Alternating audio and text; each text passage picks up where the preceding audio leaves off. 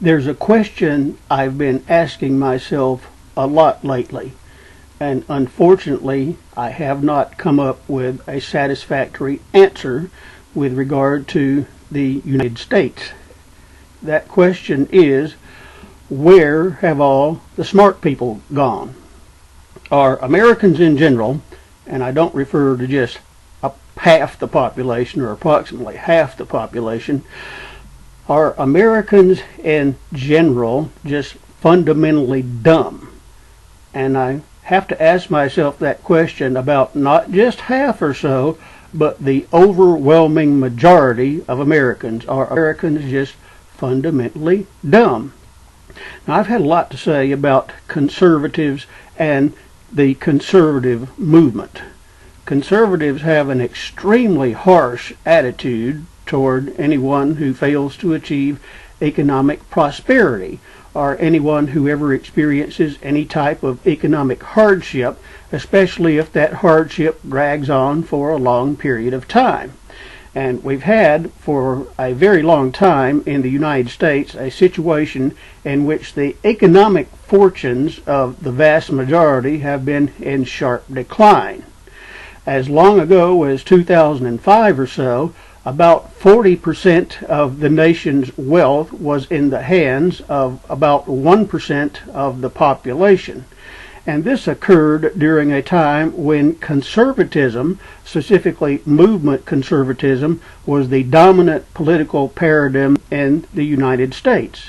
And yet, in the wake of one of the largest tax cuts, I believe the largest tax cut in history that occurred during the George W. Bush administration, you had the creation of hundreds of millions of low-wage, unstable jobs.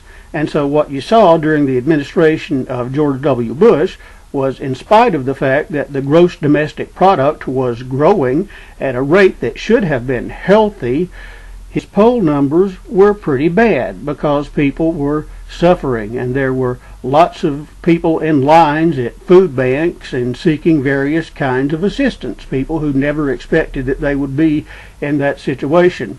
And so a very effective case can be made that the conservative movement has essentially failed, that it has benefited a huge number of, a relatively small number of people, while other people simply have been able to get ahead and have been more or less running in place. They have an extremely hostile attitude toward the poor. There are always efforts to cut food stamps, cut Social Security, privatize Medicare, privatize Medicaid, and just an extremely anti-worker mentality that has traditionally existed within the conservative movement since it came to prominence in 1980 or so. And the fact is, there are many reasons, many X factors why a household or people might not prosper. And a lot of those X factors have to do with lack of opportunities, blocked opportunities. A lot of people live in economic deserts. Much of the southeast of the United States is an economic desert, where you have these small towns where there just aren't very many good opportunities to make a good living, and if you want to do well, you have to leave those areas. But then there's the problem of earning enough money to be able to leave those areas, because you might have to travel really far. If you live in some place like southeast Georgia or Alabama or Mississippi, you might have to travel as far as Dallas, Texas to find an area that's really prosperous, and earning the money to do that is a serious problem. And so people end up trapped for various reasons, and conservatives don't seem to understand that. I very much support a strong social safety net. Unfortunately, we do not have a strong social safety net in the United States. We have a very weak social safety net in which people, for economic reasons, find themselves on very hard times. So not only has the conservative movement failed to deliver the Big Rock Candy Mountain, they also, while they are not delivering, maintain extremely harsh attitudes toward people at the lower end of the economic scale. But conservatives and people who are associated with conservative movement aren't the only dense people in the United States. We have a lot of other dense people. For example, there were some supporters, a significant number I think, who supported Bernie Sanders, who once he was out of the race gravitated toward the Green Party. And the Green Party, here's just one example of extremism that you had within that party. Jill Stein wanted to cut U.S. defense by 50%. What she specifically said was at least 50%. Now, anyone who believes that is remotely realistic is extremely naive about the world as it exists today.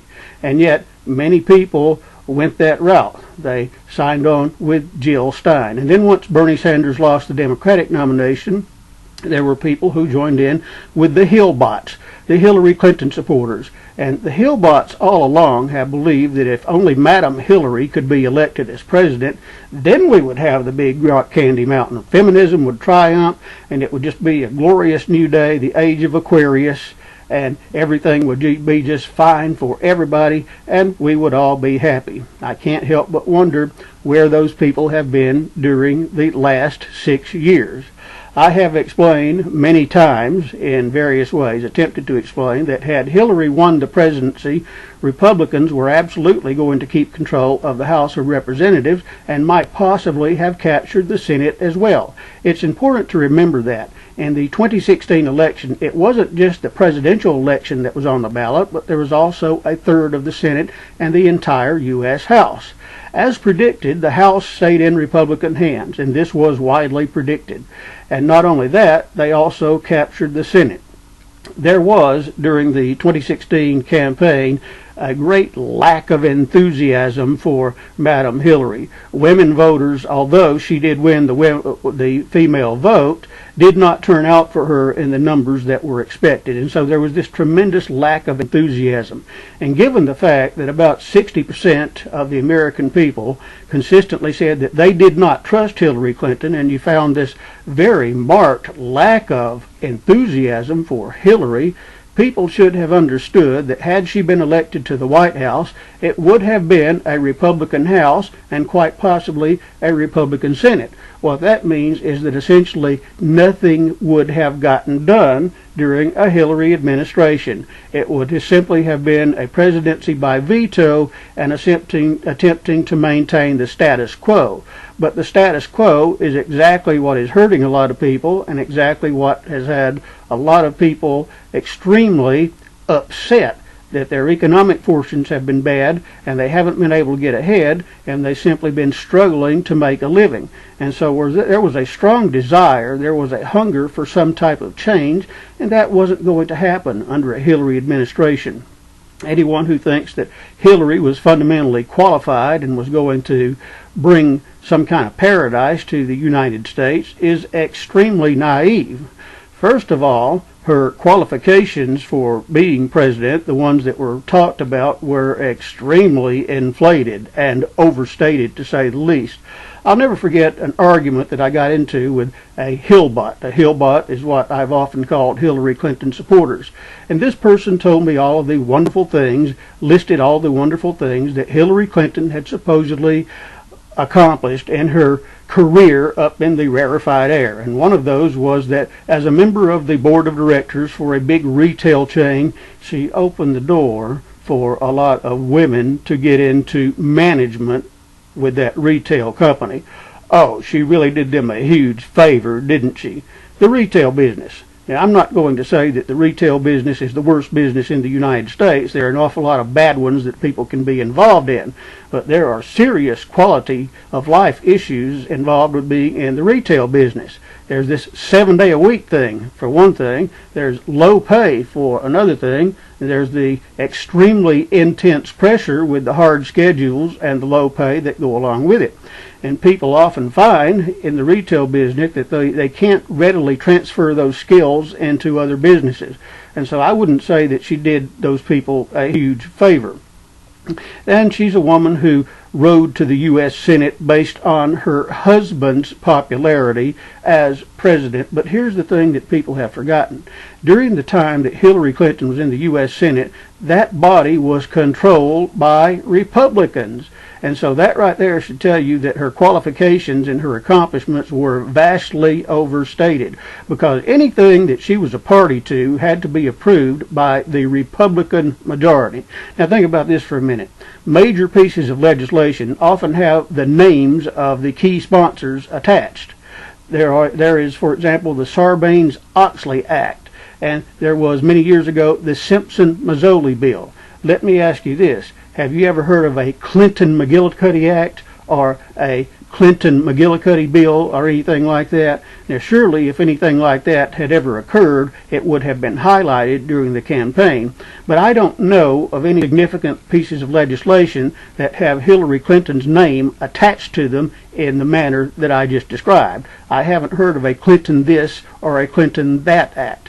And this person that I was arguing with, she told me, well, Clinton worked to benefit this group. She worked to benefit that group. And in every case, it was something where she was involved with negotiation with Republican colleagues, and the benefit that occurred from that legislation applied only to this little group or that little group or some other little group, and almost none of it was broadly applicable. And she, as far as legislation of which she was the primary sponsor, one of the primary sponsors, you never hear or never heard very much of anything like that getting, becoming famous or accomplishing a lot. And then she becomes Secretary of State under Barack Obama. Now, here's the thing about the Secretary of State job. The Secretary of State does not develop foreign policy. The job of the Secretary of State is mostly to execute foreign policy. Foreign policy is directed at the White House. So what Clinton was essentially doing was executing the foreign policy that was designed and implemented by the Obama administration and following the dictates of that administration. Now, there's no doubt that she had input in a lot of that, but the foreign policy originates at the White House. It doesn't originate with the Secretary of State. And that's why Rex Tillerson was able to contradict Donald Trump so much, because he's not actually going to be the architect of foreign policy. His advice and counsel will be listened to, but Donald Trump will be the architect of American foreign policy, and so it was during the Obama administration. And so you have this woman whose qualifications for the job were vastly overstated, to the extent that you think an accomplished resume is even a guarantee that a person will be able to do a good job. I don't think that it is. But, her qualifications were vastly overstated. So you had this person who had serious ethical problems, and there were all kinds of questions hanging over her head, and therefore there was a tremendous lack of enthusiasm among Clinton's voters.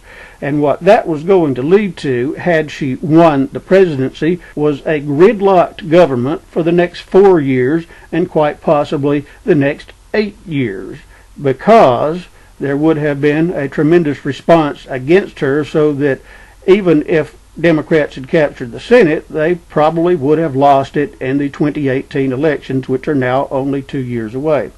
And so you have a country in which something needs to happen. Some big things really do need to be done. This issue of standing pat and keeping things like they are, that's not a good thing, because what that results in is this slow decline in the economic condition of the working class. And you would have had an administration that quite possibly might have become the least accomplished administration since, I don't know, Zachary Taylor or John Tyler or James Buchanan or someone. And yet people could not understand this. I don't know. Do people simply lack the intellectual capacity? Do they lack the brain power to understand what would have occurred under a gridlocked administration that would have been extremely friendly to Wall Street? I mean, hell, some of her biggest backers were companies like Citibank and Time Warner, and it was going to be 4 years and possibly 8 years of basically nothing getting done, just as like happened in the last 6 years. Because since the Tea Party won their huge victory in 2010 and Republicans took over the U.S. House, little legislation of any significant import has taken place. Obamacare took place in January of 2014, but that's because it was passed in March 2010 when a Democratic majority held control of Congress. And so, in the face of this, the possibility of a gridlocked administration and a candidate no one trusted, people who wanted dramatic change ended up triumphing, winning the election.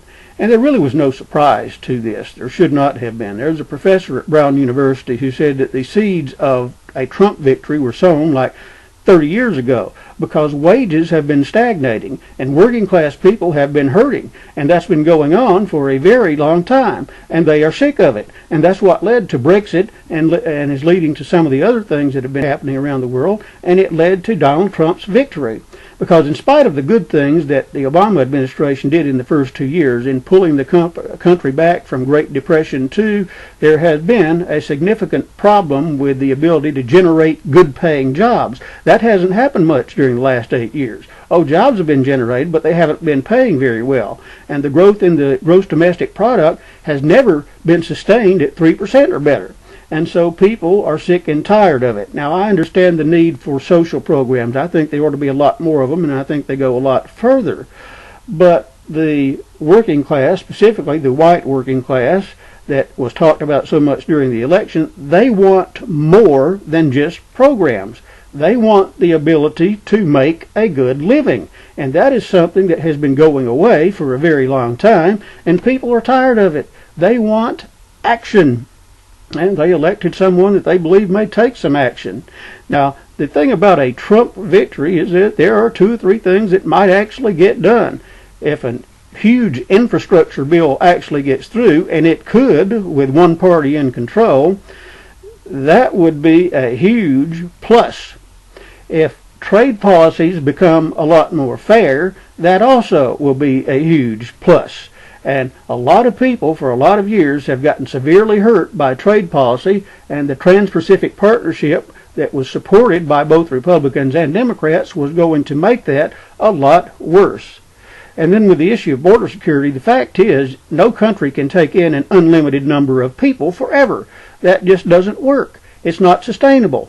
It's not sustainable, just like you can't depend on oil from now on for energy.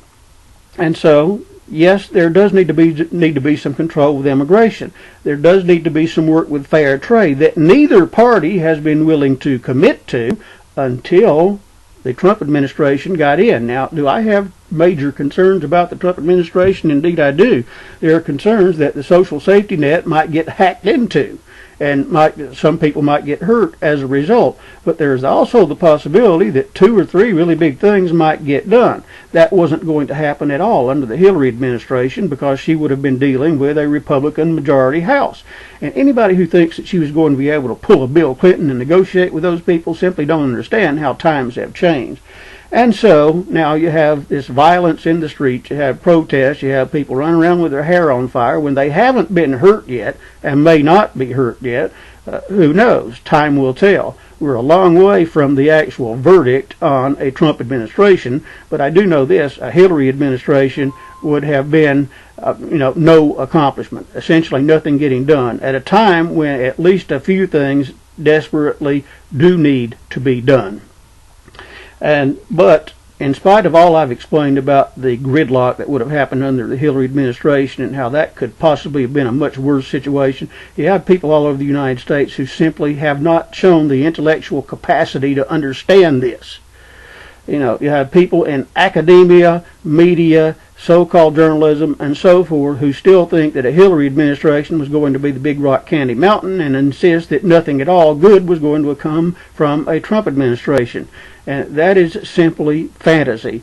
And so I have to ask the question, where have all the smart people gone? Because what happened may, in fact, be better for the long-term future than a Hillary administration would have done. And it's for reasons that are pretty simple, reasons that I've explained, even though there are a lot of concerns with a Trump administration. Where have all the thoughtful people gone? Where have all the smart people gone? Are Americans in general, not just a few, but most of them, just fundamentally ignorant? Are they just fundamentally dumb? And I'm not talking about 40, 50%. I'm talking somewhere in the neighborhood of 80% or more. Are Americans just dumb? I hope not. But my concern is that Americans may, in fact, for reasons that I've explained, be their own worst enemy. People need to start thinking in detail and analyzing and not just reacting. Where have all the smart people gone? I really don't know.